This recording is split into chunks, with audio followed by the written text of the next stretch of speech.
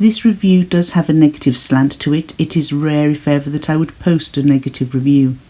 The deck that I have reviewed is different to how I expected it to be. It's my feelings and my findings. Naturally, it will appeal to some people, and to those of you that it does, I hope you enjoy it and get great readings from it. For me, it just didn't fit the bill, and I am just airing my findings. Thank you all for supporting my channel. Hello and welcome back to Tarot Tats and Tea with Elaine. I'm coming on here today to show you a deck that I had ordered before Christmas, and it arrived the other day, and I've been looking forward to this because when I read the write-up about it online, it sounded all very positive, and the write-up is what it says on the box. So let's have a read and let's see what this deck is all about, and let me give you my honest opinion. This is the Manuscript of Initiations Tarot, okay, and it's created by Dark Cineva, and it's come all the way from the Ukraine. So on the back of the box it reads, the Manuscript of Initiations Tarot, inspired by the European and Middle Eastern manuscripts, Book of Illumination, Book of Kings, Holy Bible, the Quran, Psalters, Botanical and Alchemical Tracts, Book of Creation, Bestiaries, Astrological and Magical Manuscripts, all these sources that interfered or coherently influenced each other were taken as a basis. The image is a representation of an archetype or an abstract system of thought, travels through time and cultures, and transforms itself, absorbing the local concepts. We wanted to explore all these different connections and observe the layers of hidden meaning. Manuscript art was a sophisticated, labour-intense, symbolic game for both reader and scribe. The last one often swiped existing symbols and appropriated them for new ones. So this kind of interaction continually developed through the ages and influenced the appearance of the tarot as we know it today. Thus, our goal was to reconstruct a relationship between these visual currents and open for the viewer a limitless perspective on divination and mysticism. So it's in this top box, that's the pattern on the box, and it's also the same pattern on the back of the cards, which makes them great. You know, they're reversible. You know, it doesn't sort of differentiate which way is up or which way is not up. Now, the little white book that you get for the Manuscript of Initiation Tarot is our standard little white book, and it sort of tells us a little bit about, in the introduction, a bit about the history of tarot. You know, where roots of the tarot derive from, the symbolism and esoteric knowledge, mostly based on history as opposed to this deck. And then it tells us a little bit more about the Manuscript of Initiations, and we're looking here that that's the first part is exactly what it says on the back of the box. Then it says, we want to explore all these different connections and observe the layers of hidden meanings step by step. That's it, yeah. We developed the West developed its. That's what I've just put there.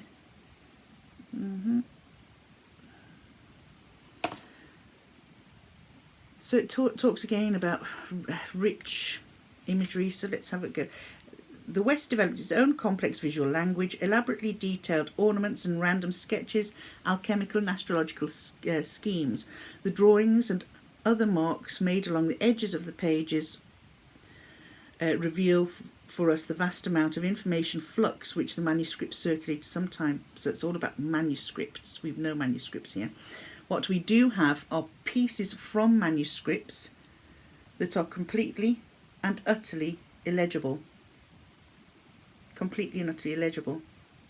So albeit we have what looks to be a manuscript, there's no saying it is a manuscript because you can't make head nor tail of it.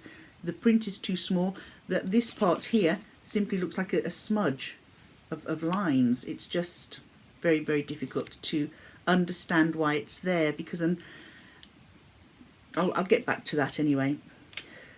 Let's have a look. you know, it's telling us here that there are countless examples of rich imagery existing in the works of this period. Rabbits decapitating peasants, monkeys playing with bagpipes, snails fighting knights, naked bishops, strangely shaped alchemical vessels, liquid bubbling substances, and human-animal hybrids seem to defy categorization. But it doesn't actually tell us how that relates in this deck. Really, for a deck like this, there should be a book dedicated to this sort of thing. It's okay giving us a historical background of such art and of manuscripts, but putting what appears to be ephemera onto a card and asking us to look at it is a bit... It doesn't float my boat, put it that way. I'm a little bit disappointed because when I read about this deck, it seemed to promise so much. It's almost like, rather than, although they say it's influenced this deck, we've got maybe little bits of each, but they're not coherently joining together to give you anything to read either intuitively or even looking at a book, because the words in the book... So if you look at the Magician, skill, diplomacy, address, sickness, pain, loss, disaster, it's just a list of keywords. So if there's a deck that's going to be made complex, which this is, if it's going to contain all the influences from the list that we read from, then it should at least give an explanation. Without that title of Ace of Cups, only for the big blue A in the blue square and the man holding a cup, would you finally deduce that that was the Ace of Cups. We don't know what the flowers are around the edge there, so if we were to look at botanical books and herbs, etc., we wouldn't know what these were, because we could associate meaning to this if we at least had some idea as to what the herb was, if we had some idea as to what the text was, how it relates to this, if we had some idea why a fish, okay, a fish we do associate with water, but why this sort of contortionist here? Why have we got a lizard with a human head here and a creature that's unidentifiable there? I understand it was the art of a particular period, and I understand that images and symbols can be taken and merged into modern day, but unless you've got some sort of indication explaining what this means, it doesn't really give me a meaning, or it doesn't act as a tool for my intuition. So I'm not going to go right through this deck. I'm just giving you little bits of... we have the Six of Cups here, which makes a little bit more sense in comparison to what we're used to seeing with the Six of Cups. It's very much RWS when it comes to the little white book. The King of Wands we can see as a King of Wands. We can see he's a king, he's got his wand. We don't know what the flower, the manuscript is. We've got some shamrock, what looks to be like shamrock at the top there. So that's, you know, nice. We've got the Page of Swords. Again, we have a page with sword, but our page has got the legs of what appears to be something like a secretary bird. Again, the texts, the trees. Our page, did I say it was page? Yeah, Page of Swords here. That could be mistaken for a pentacle, although I assume it's a shield. That, unless it's written on there, that could be a Page of Swords or a Page of Pentacles, or a card that could be read as either. Again, we don't know what the text's for. We don't know why we have this sort of humanoid creature fighting a rabbit. I am a little disappointed. The card stock is extremely thin and very bendy. It's not great for riffle shuffling, because when you finish riffle shuffling, the cards end up like that. It's a bit of a disappointment. There are some of them where the imagery is beautiful. Now, here we have the King of Coins. Had that image taken up the whole of the card, You wouldn't need any of this. Albeit it says that this deck has been influenced by the Bible, by the Quran, by Book of Kings, by the Book of Illuminations. It's no point having the text on there where it is, like I say, more like ephemera than text available to the human eye. And like I said, I don't think the Hubble Space Telescope could pick up what is supposed to be written there, which is a shame, because this could have been a phenomenal deck. Now, there's a tarot deck. Let me just find it here. Just bear with me. It's here somewhere. I just want to, yeah. If the creators wanted to include everything that they have stated on the back of the box, then ideally it wouldn't have been a big ask if they created something along the lines of this. Yes, they are massive cards, but a card that size would have allowed for a decent sized image and print that you could read, flowers that could maybe have, or herbs that could have the name written through them. If you say had the devil and you had what flower would you have? You could have something like poison ivy or something along that, so everything linked. Whereas with something this size, it takes what could have been potentially a remarkable card to being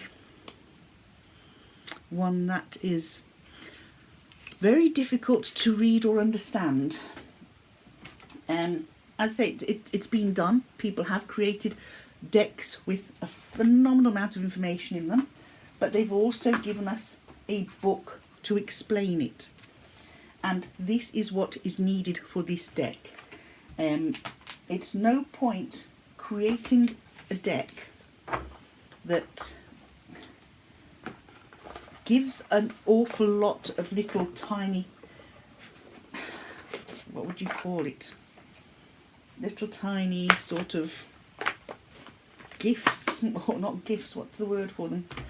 Little tiny sort of stamps of information, but you can't see or read it to understand what it means.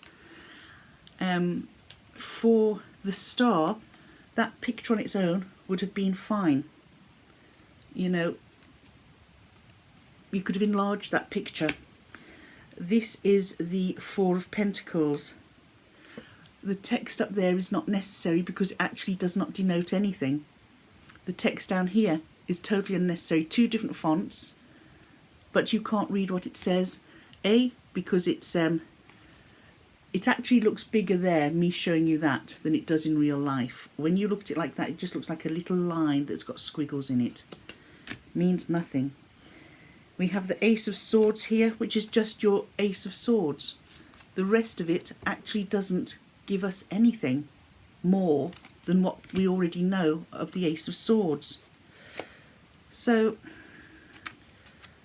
when I opened this and went to do a walkthrough, I had to stop the walkthrough because I thought, no, this can't be right. This isn't right, surely. And because the card's stock, I actually wondered at first whether I had been sent a fake copy of a deck that was supposed to be very good. Because like I say, the images are also quite blurry. They're not clear. If I had seen this in somebody else's hands, or if I had, I didn't watch any walkthroughs on it, I wish I had done, but when I read about it, I thought that sounds so marvellous. So, of course, there's quite a disappointment when it arrives, and it's, okay, it might have on the card something from everything it says that has influenced it, but it's not accessible. It's not accessible because you can't read it. It's not clear. It doesn't make any sense. And I find that quite a shame. We have the Chariot. There's the Chariot's fine. Why not make the whole image about the Chariot? You could put this down at the bottom, but this is unnecessary. This is unnecessary. This and this, all because they don't hold meaning when they don't make sense.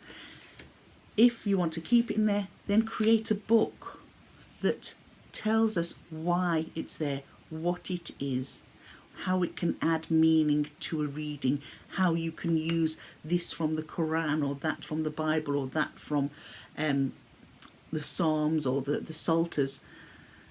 You know, I just think there's such huge potential for this deck, and it's been wasted. Of course, this is my review, this is my opinion. There are people out there that are going to like this. It is going to tick every box for them, because it would be a boring world if we were all the same.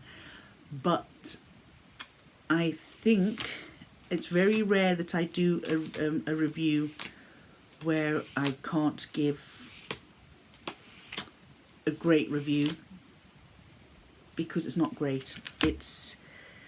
I can see the thinking behind it. The thinking behind it is brilliant. It has amazing potential to be a phenomenal deck. But all that has been lost in creating a rather cheap card. It's just a little piece of cardboard with images that are like ephemera or clip art, and that's such a shame. I think if you're going to put text on a card, it needs to be legible, otherwise it serves no purpose. If you're going to put flowers on a card that have been taken from botanicals or any books on herbs or herbology, then it needs to be made clear exactly what plant is appearing on this card. We have a tree on this one that looks great, but it's like a combination of a number of trees on our Queen of Swords. If you had an oak, then we'd be talking about knowledge. If you had a herb that could be, say, something that, I don't know, a herb or a plant that's linked to straight talking, firm but fair. But when you've got all this mishmash of information, it's quite difficult to actually make it usable. Now we have the Magician here. Now, had we not had the Magician, that could be mistaken for the Hermit. But we have an M, a big M tells the Magician. We have a hybrid form of sheep. Again, we have written work. Okay, that symbol could, right, it's the Magician. But the owl, we could take it as an owl. We could use for, wise, knowledge, yes. But what all the text here? The text. Am I disappointed with this deck? I am. I hope that the creators can see that when creating something like this, when it's got so much they've sourced the information from so many different sources, that needs to be highlighted. It needs to be made clear, have clarity, and that would be a much richer deck. Maybe this just needs to take this one and say, right, okay, we've got this, let's rehash it and make it accessible. Let's see where we've quoted the Quran, why the Quran's influenced this, why the Bible has, what are the quotes for each card, how do you link it in. It's all right having these if they serve a purpose, but right now they don't serve a purpose. It's just decoration. And to create a deck using the sources that have been stated on here merely as decoration is such a wasted opportunity. It really is. Like I say, I'm sorry to give such a negative review. I don't think I've ever given. I think it was either the Anna Kay was the one that I wasn't overly overjoyed about, but that was purely on cardstock alone. This has a multitude of areas that I find is so disappointing. Now, there's a lovely picture there of the Hermit. I actually like that. And yes, that is sort of biblical times, Quran. You've got your oldie worldy sort of artwork there. That would have made a phenomenal card on its own. You didn't need all the flowers and the weird beasts. or the writing up here that has no reason to be there. Go back, do the same thing, but make it legible. Create a book like this creator did with this one. You know, create a card size that size with a nice cardstock. Like I say, this has such great potential, and all that potential has been lost. And I'm annoyed, I'm disappointed, but I'm cross with the creators for not taking this and running with it, because they have such a great idea, a fantastic idea. You just need to get back to the drawing board and actually say why it's there, what it's there. Not just stick it on a card, sell it as a deck and say, there you go. The Manuscripts of Initiations Tarot, inspired by European and Middle Eastern manuscripts. Book of Illumination, Book of Kings, the Holy Bible, Quran, Psalters, Botanical and Alchemical Tractates, Books of Creation, Bestiaries, Astrological and Magical Manuscripts. Yeah, and you've probably got every single one of them on every single card, and it's printed so small it makes no blooming sense. Sorry for ranting. And it's not often that you would get, or in fact you would never get a negative review as a rule. But on this occasion, I'm sorry. It's a no from me. So, on that note, I love you and leave you, and I hope the creators can recreate this and create a book, because then it would be bang on. It would be up there with the best. So, take care everybody. Have a nice day, whatever you're doing. Bye now.